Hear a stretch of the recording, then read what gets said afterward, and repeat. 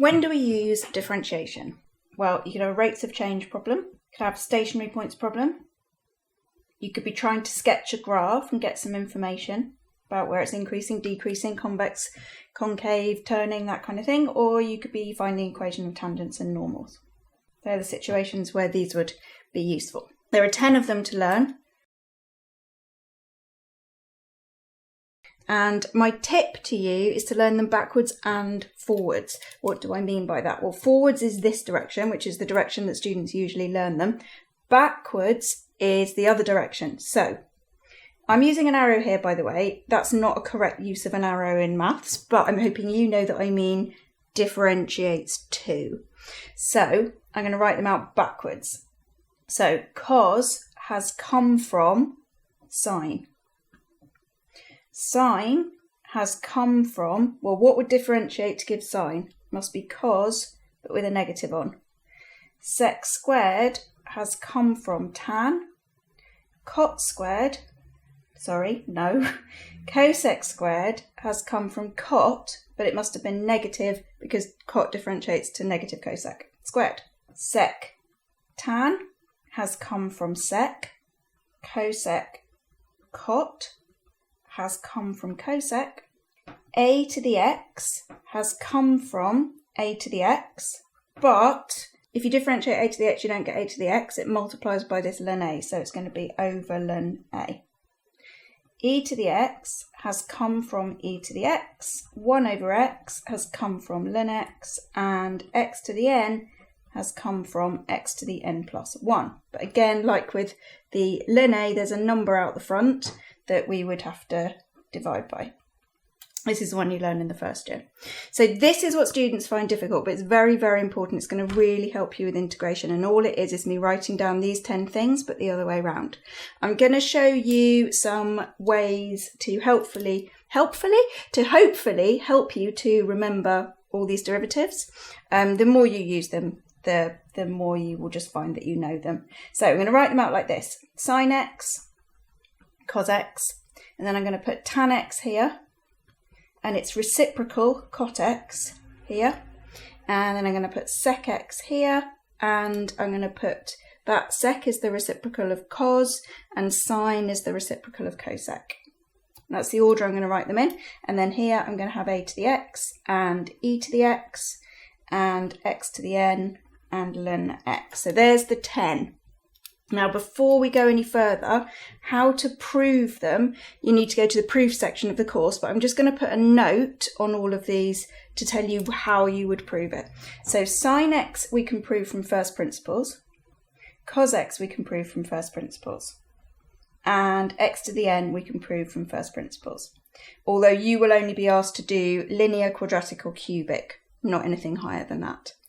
Okay. A to the x, we use implicit differentiation to prove it, and ln x, we use implicit differentiation to prove it.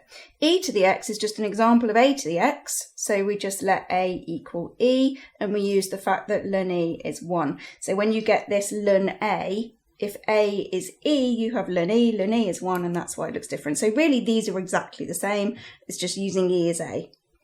Right, these 4, this one, you can use the quotient rule to prove it because cot is cos over sine. So if you know cos and you know sine, you can use the quotient rule. Tan is sine over cos, so you can use the quotient rule. And the fact that you know these derivatives. Sec is 1 over cos, so you could use the chain rule by writing it as cos to the minus 1, or you could use the quotient rule. And similarly, cosec is 1 over sine, so you could use the chain or the quotient rule to prove it. Okay, right, so how are we going to remember these things? Start on the left-hand side. Both of these two, you just sort of remember basically. Sin x goes to cos x goes to minus sin x. Now there's a tip for these minuses, which is that anything that starts with a c has a negative derivative.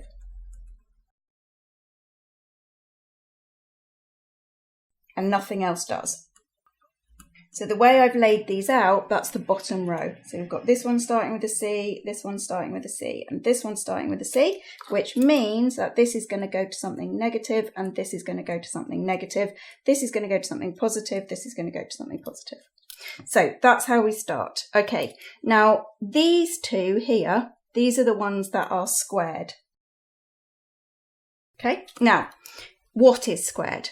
Here's the tip, it's that thing there.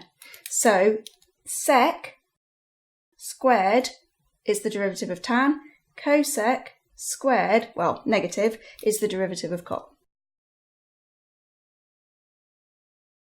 Okay, how do we remember what goes here? I don't think I've left myself enough room here, so I'll have to write really tiny. So first thing you do is write the same thing, sec x, cosec x. Now, what goes on the end? There's another thing here. Which function is it? It is that one. So in the same way that that went there and that went there, this one goes here. And this one goes here.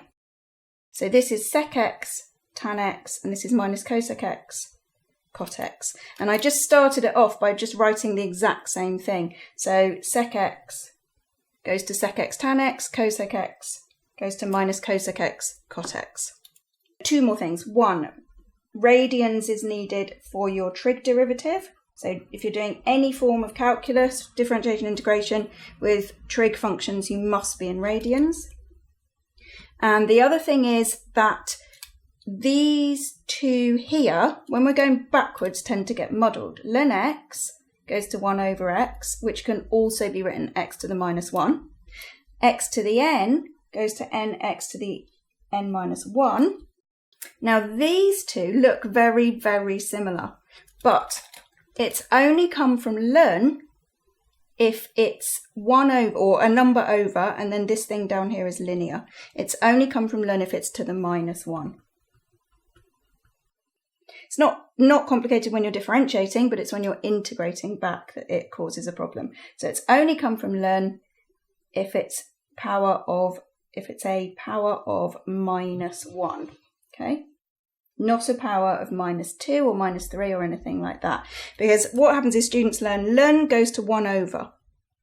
And then when they see an integral of 1 over, they don't really read the bottom because they've just got in their head ln goes to 1 over. So if it's 1 over, it must have come from ln. And that's not true because 1 over x squared has not come from ln.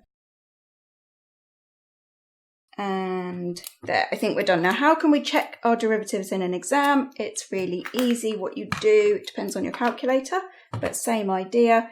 You use this button here. So if you press shift and then the integral button, you see this derivative. You can type the derivative in here using x's alpha, where is it there? Alpha bracket is the x. So you put your function in there, choose a point to evaluate it at, stick that same point into your derivative, and see if they come out the same. So what it's doing is evaluating the derivative at a point.